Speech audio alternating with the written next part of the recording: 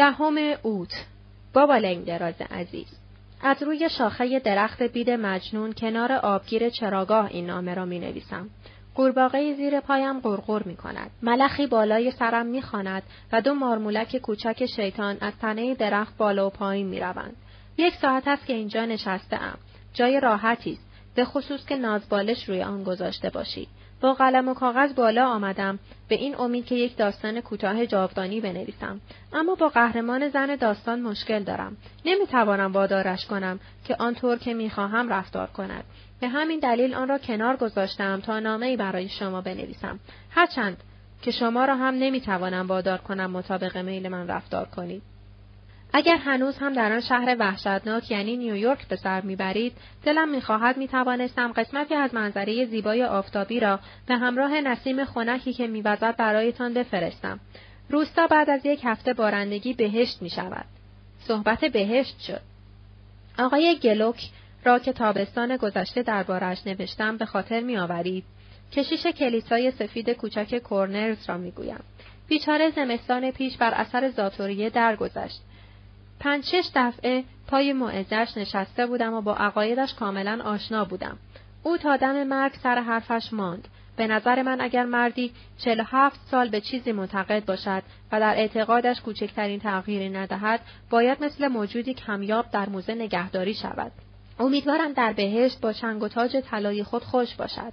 کاملا مطمئن بود که به آنها میرسد. بلافاصله جانشین جوانی آمد که مردم به خصوص پیروان دیکون کامینگز اعتقاد زیادی به او ندارند. چیزی نمانده بود که انشعابی قاطع در کلیسا به وجود آید. ما در این روستا روی خوشی به بدعت در دین نشان نمی‌دهیم.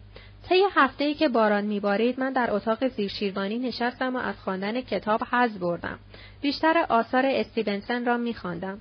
شخصیت خودش را از شخصیت کتاب‌هایش گیراتر می‌دانم. به جرئت می‌گویم که او برای اینکه قهرمانش محبوب باشد از خصوصیات خودش در قالب قهرمان داستان می‌گنجاند.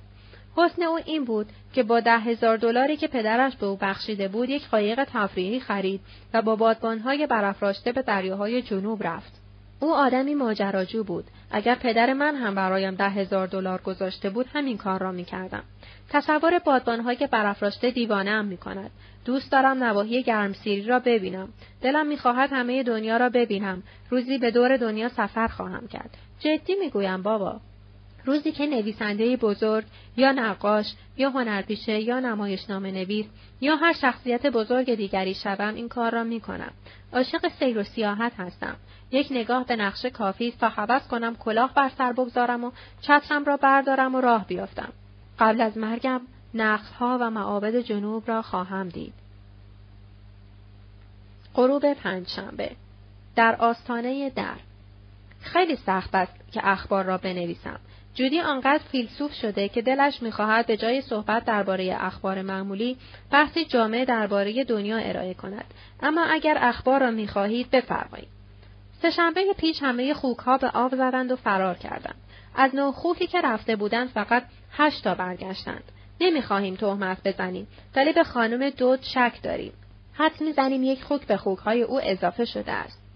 آقای ویور استبل و 2 انبار غله خود را به رنگ زرد کدویی روشن درآورده. رنگش خیلی زشت است، ولی او میگوید که دوامش خوب است. خانواده بریور این هفته مهمان دارند. خواهر خانم بریور و 2 بچه‌اش از اوهایو آمدند. از 15 تخم یکی از مرغ‌های نژاد ردایلند ما فقط 3 جوجه درآمده. نفهمیدیم چه اشکالی در کار بوده. به نظر من نژاد مرغ ردایلند مفت نمی‌ارزد. من نژاد بوف اورپینگتون را ترجیح می‌دهم. بانی ریچفور کورنرز کارمند جدید اداره پست نوشابه زنجبیلدار جامائیکایی را که در اداره موجود بود و $7 می‌ارزید قبل از آنکه لو برود تا قطره آخر نوشید. ایره‌ها چه پیر روماتیسم دارد و دیگر نمی‌تواند کار کند، حتی هنگامی که خوب پول در می‌آورد. چیزی پسنداز نکرده و حالا مجبور است برای زندگی به شهر برود. عصر شنبه آینده در مدرسه جشن بستنی داریم. شما هم به همراه خانواده تشریف بیاورید.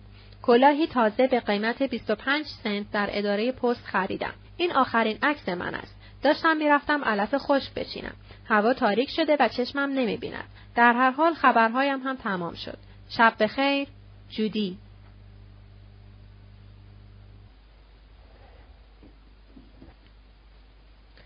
جمعه. صبح بخیر. چند خبر تازه دارم. حدس می‌زنید چه خبر شده؟ هرگز نمی‌توانید حدس بزنید که چه کسی دارد به لاکویلو می‌آید. نامه‌ای از طرف آقای پندلتون برای خانم سمپل رسیده. او با اتومبیل از راه برکشایر سفر می‌کند و چون خسته است دلش می‌خواهد در مزرعه‌ای آرام و زیبا چند روزی استراحت کند. سوال کرده که خانم سمپل می‌تواند اتاقی برای او آماده کند. ممکن است 1 هفته یا 2 هفته و شاید هم 3 هفته بماند. اینجا که بیاید تصمیم می‌گیرد. ولوله‌ای در خانه افتاده که نگو و نپرس. همه جای خانه را تمیز می‌کنند و پرده‌ها را می‌شویند.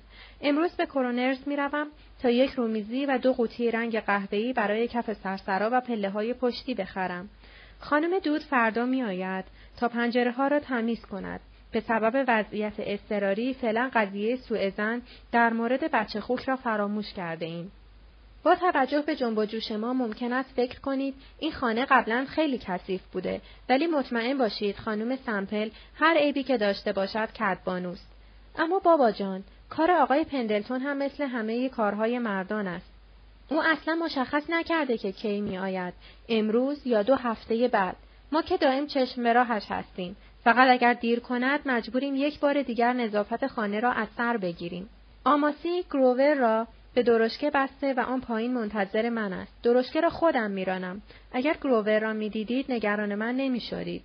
دستم را روی قلبم میگذارم و از شما خداحافظی میکنم. جودی. حاشیه: از این قسمت آخر خوشتان نیامد؟ آن را از نامه‌های استیونسن اقتباس کردم. شنبه. باز هم صبح بخیر. دیروز وقتی پستچی آمد هنوز نامه‌ام را توی پاکت نگذاشته بودم. برای همین چند کلمه‌ای به آن اضافه کردم. پستچی هر روز ساعت 12 می آید. خدمات منظم پستی برای کشاورزان نعمتی است. پستچی ما نه تنها نامه‌ها را توزیع می‌کند، بلکه هر کاری در شهر داشته باشیم با گرفتن 5 سنت دستمزد انجام می‌دهد.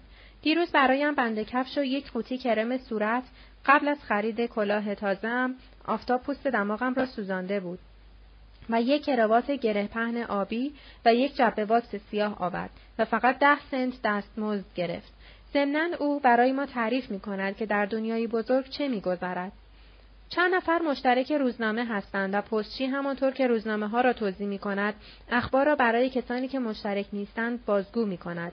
بنابراین اگر بین آمریکا و ژاپن جنگی در بگیرد یا رئیس جمهور ترور شود و یا آقای راکفلر $1,000,000 به پرورشگاه جان گریر کمک کند، لازم نیست شما برایم بنویسید، چون این خبرها یک جوری به ما میرسد. هنوز خبری از آقای جروی نیست، ولی باید ببینید خانه چقدر تمیز شده است و ما با چه وسواسی قبل از وارد شدن به خانه کفش‌هایمان را پاک می‌کنیم.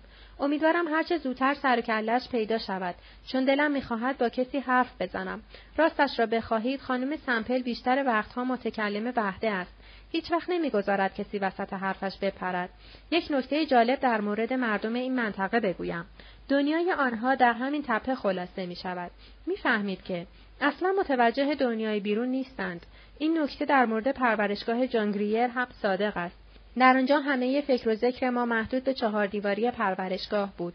منتها من اصلا به این موضوع اهمیت نمیدادم، چون جوانتر بودم و سرم هم خیلی شلوغ بود. از صبح که بیدار می شدم رخت خوابها را جمع می کردم، صورت بچه‌ها را می شستم، به مدرسه می رفتم و به پرورشگاه برمی گشتم. دوباره صورت بچه‌ها را می شستم و سوراخ جوراب‌هایشان را رفو می کردم و شلوار فردی پرکینز را وصله می کردم. او هر روز شلوارش را پاره می کرد و در این فاصله درس‌هایم را می‌خواندم و خوابم می‌گرفت. در پرورشگاه به هیچ وجه حس نمی‌کردم که نیاز به معاشرت با کسی دارم، اما بعد از 2 سال تحصیل در دانشکده و معاشرت با دختران جوان، حالا دلم برای یک گفتگوی گرم و شیرین لک زده است و از دیدن یک همزبان خوشحال می‌شوم. فکر می‌کنم باید نامه‌ام را تمام کنم بابا. هیچ نکته تازه‌ای به ذهنم نمی‌رسد. دفعه بعد نامه‌ای بلندتر می‌نویسم. دوستدار همیشگی شما، جودی. حاشیه: امسال کاهوها خوب عمل نیامدند، چون در اوایل فصل اصلا باران نبارید. 25 اوت. خب بابا، آقای جروی اینجاست. خیلی خوش می‌گذرد. به من که خوش می‌گذرد و فکر می‌کنم به او هم خوش بگذرد. 10 روز است که اینجاست و خبری هم از رفتنش نیست. خانم سمپل طوری او را تر و خشک می‌کند که خجالت آور است. اگر در بچگی هم اینقدر به او رو داده باشد، نمی‌دانم چطور شده که خوب از آب درآمده. من و او سر میز کوچکی غذا می‌خوریم که گاهی در ایوان کناری قرار می‌گیرد و گاهی زیر درخت‌ها، به جز وقت‌هایی که باران می‌بارد یا هوا سرد است، که به بهترین اتاق می‌رویم. او هر جا که عشقش باشد غذا می‌خورد. کاری مجبور است میز به دست دنبال او راه بیفتد تا جای مناسبی پیدا شود.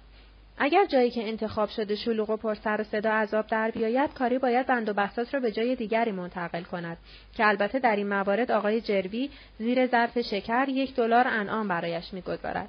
آقای جروی خیلی خوش‌مشرب است، هرچند که در برخورد اول اصلا نشان نمی‌دهد.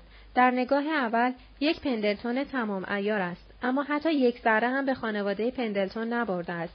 مردی ساده و بی‌ریا و صمیمی و شیرین. شاید توصیف مردی با این عبارات مضحک به نظر برسد، ولی واقعیت را میگویم. آقای جروی با کشاورزان این دور و بر بسیار مهربان است، طوری با آنها رفتار میکند که فوراً نرم میشوند و از در دوستی در میآیند، در حالی که قبلا نسبت به او بدبین بودند. از طرز لباس پوشیدنش خوششان نمی آمد. من هم فکر میکنم اینطور لباس پوشیدن تعجب آور است. او شلوار گلف و ژاکت چیندار سفید و لباسهای سواری و شلوار پفدار میپوشد. هر بار که لباسی نو میپوشد، خانم سمپل در حالی که چهرهش از غرور میدرخشد جلو میرود و او را از هر طرف برانداز میکند و یادآوری میکند که وقت نشستن حواسش باشد که کجا مینشیند، مبادا لباس آقای جروی خال بردارد. این حرفهای خانم سمپل آقای جروی را کلافه میکند. او همیشه به خانم سمپل میگوید برو به کارهایت برس لیزی، دیگر نمیتوانی رئیس بازی در بیاوری، من بزرگ شدم. وقتی فکر میکنی این مرد گنده لنگ دراز، او تقریبا مثل شما لنگ‌هایی دراز دارد. زمانی در دامان خانم سمپل مینشسته که او صورتش را بشوید خنده‌ات میگیرد. به خصوص وقتی هیکل چاق خانم سمپل را میبینی. آقای جروی میگوید او روزگاری چالاک و قبراق بوده است و از آقای جروی هم تندتر میدویده. اینجا چه ماجراهایی که نداریم. اطراف را تا چند کیلومتر گشته ایم. یاد گرفتم با مگس‌های کوچولویی که از پر درست شده اند ماهی بگیرم. همچنین تیراندازی با تفنگ رولوور را یاد گرفتم و سوارکاری را. گروور با اینکه پیر شده هنوز خیلی سرحال است. 3 روز به او جوی صحرایی دادیم. گوساله‌ای را رم داد و چیزی نمانده بود که مرا ببرد. چهارشنبه. عصر دوشنبه از تپه آسمان بالا رفتیم. این کوه که در نزدیکیمان است چندان مرتفع نیست و شاید روی قله آن هم برف ننشسته، ولی تا به قله آن برسی از نفس می‌افتی. دامنه‌های آن بیش‌هزار است، ولی قله‌اش سنگی و خشک است. ما تا غروب آفتاب در قله کوه ماندیم و آتشی ساختیم و شاممان را همانجا پختیم. آقای جروی آشپزی کرد، چون عقیده داشت که بهتر از من غذا می‌پزد و واقعاً هم همینطور بود. او زیاد به اردو رفته است. بعد از شام زیر نور مهتاب پایین آمدیم. بیشهزار تاریک بود. آقای جروی با چراغ‌قوه جیبیش راه را روشن کرد. چقدر خوش گذشت. در طول راه همه‌اش لطیفه گفت و خندید و حرف‌های جالب زد. او همه کتاب‌هایی را که من خوانده‌ام خوانده و کتاب‌های دیگری هم مطالعه کرده. وسعت مطالعات او حیرت‌آور است. امروز صبح برای پیاده‌روی به راه افتادیم، ولی در طوفان گیر کردیم. تا به خانه برسیم خیس آب شده بودیم، ولی حالمان گرفته نشده بود. باید بودید و قیافه خانم سمپل را وقتی با آن سر و وضع به آشپزخانه رفتیم می‌دیدید. اوه آقای جروی، جودی خانم، خیس آب شده اید. وای وای، چه کنم؟ چه بلایی سر این کت قشنگ آمد؟ رفتار خانم سمپل واقعا مضحک بود. انگار ما 2 بچه 10 ساله هستیم و او مادر عصبانیمان است. می‌ترسیدم وقت خوردن چایی به ما مربا ندهد. شنبه. خیلی وقت است که نوشتن این نامه را شروع کردم، ولی فرصت نکردم آن را تمام کنم. به نظر شما این نوشته استیونسن قشنگ نیست؟ دنیا پر از شگفتی است، آنقدر که ما هم بتوانیم مثل شاهان باشیم. می‌دانید این حرف درست است. دنیا پر از شادی و اتفاقات گوناگون و جاهای بسیار برای سیر و سیاحت است. کافی است چشمتان را باز کنید. رمز کار فقط در سازگاری و انعطاف پذیری است. روستا پر از چیزهای سرگرم کننده و جالب است. من میتوانم در زمین مردم راه بروم، به منظره مردم نگاه کنم و در نهر مردم آبتنی کنم. درست مثل اینکه همه اینها مال خودم است. تازه مالیاتی هم برای استفاده از آنها نمیپردازم. یکشنبه شب است. ساعت حدود 11 است. من الان باید در خواب 7 پادشاه باشم. ولی سر شام قهوه غلیظ خوردم و خواب از سرم پریده. امروز صبح خانم سمپل با لحنی جدی به آقای پندلتون گفت ما باید سر ساعت 10 راه بیفتیم تا ساعت 11 به کلیسا برسیم. آقای جروی گفت خیلی خوب لیزی، بگو درشکه را سر وقت آماده کنند. اگر من حاضر نبودم معطل نشو و برو. خانم سمپل گفت منتظر میشوم. آقای جروی گفت هر طور که دوست داری، فقط اسبها را زیاد سر پا نگه ندار. وقتی که خانم سمپل رفت لباس بپوشد، آقای جروی به کاری گفت که نهار ما را آماده کند و به من گفت که لباسهای پیاده رویم را بپوشد و بعد از در پشتی در رفتیم و به ماهیگیری رفتیم. این کار آقای جروی مستخدمین را به زحمت انداخت، چون در لاکویلو روزهای یکشنبه ساعت 2 نهار می‌خورند و آقای جروی ساعت 7 صبح دستور نهار داد. او هر وقت دلش بخواهد سفارش غذا می‌دهد، مثل اینکه اینجا رستوران است. این دستور آقای جروی برنامه درشک سواری کاری و آماسی را هم به هم زد. آقای جروی گفت که اینطوری بهتر شد، چون صلاح نیست آن دو بدون همراه بیرون بروند. در ثانی خودش اسبها را لازم دارد.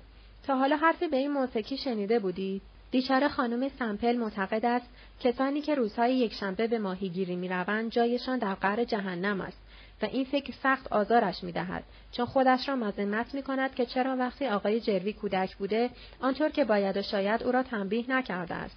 از این گذشته دلش می‌خواست با او در کلیسا پوز بدهد. در هر حال ما رفتیم ماهیگیری. آقای جروی 4 ماهی کوچک گرفت و ماهی‌ها را روی آتش کباب کردیم. ماهی‌ها از نوک چوب سر می‌خوردند و در آتش می‌افتادند. به همین دلیل کمی مزه خاکستر می‌دادند. با این حال همه‌شان را خوردیم. ساعت 4 به خانه رسیدیم. ساعت 5 رفتیم اسب سواری و ساعت 7 شام خوردیم و ساعت 10 مرا به بستر فرستادند و حالا هم که دارم این نامه را برای شما می‌نویسم خوابم گرفته. شب بخیر. این هم عکس ماهی که من گرفتم. یک لاک پشت. سلام بر کشتی و بابا لنگ دراز. ایست، نگهدار. یوهو! حدس بزنید مشغول خواندن چه کتابی هستم. این 1-2 روزه فکر و ذکرمان به زبان ملوانان و دزدان دریایی بوده است. جزیره گرم جالب نیست؟ شما همین کتاب را خوانده اید یا در زمان نوجوانی شما این کتاب هنوز نوشته نشده بود؟ استیونسن بابت حق و تألیف یک مجموعه داستان فقط 30 پوند گرفت. فکر نمی‌کنم بی‌ارزد. آدم معلم شود که بهتر است. ببخشید که در نامه‌ام همش از استیونسن حرف میزنم. در حال حاضر ذهنم پر از حرف‌های اوست. کتابخانه لاکویلو کتاب‌های زیادی از او دارد. 2 هفته است که دارم این نامه را می‌نویسم و فکر می‌کنم دیگر کافی است. بابا نگویید که من جزئیات را نمی‌نویسم. ای کاش شما هم اینجا بودید. اگر می‌بودید به همه ما بیشتر خوش می‌گذشت. دلم می‌خواهد دوستانم همدیگر را بشناسند. خواستم از آقای پندلتون بپرسم که آیا شما را در نیویورک می‌شناسد؟ فکر کردم بشناسد، چون هر دوی شما در محافل اعیان نیویورک رفت و آمد دارید و هر دو به اصلاحات و این حرفها علاقه‌مندید. ولی نپرسیدم، چون اسم شما را نمی‌دانستم. مسخره است که من اسم شما را ندانم. خانم لیپت گفته بود که شما آدم عجیب و غریبی هستید. حالا دارم باور می‌کنم. با محبت، جودی. حاشیه: نامه را دوباره خواندم و متوجه شدم که فقط درباره استیونسن حرف نزدم، بلکه اشاره‌هایی هم به آقای جروی کردم.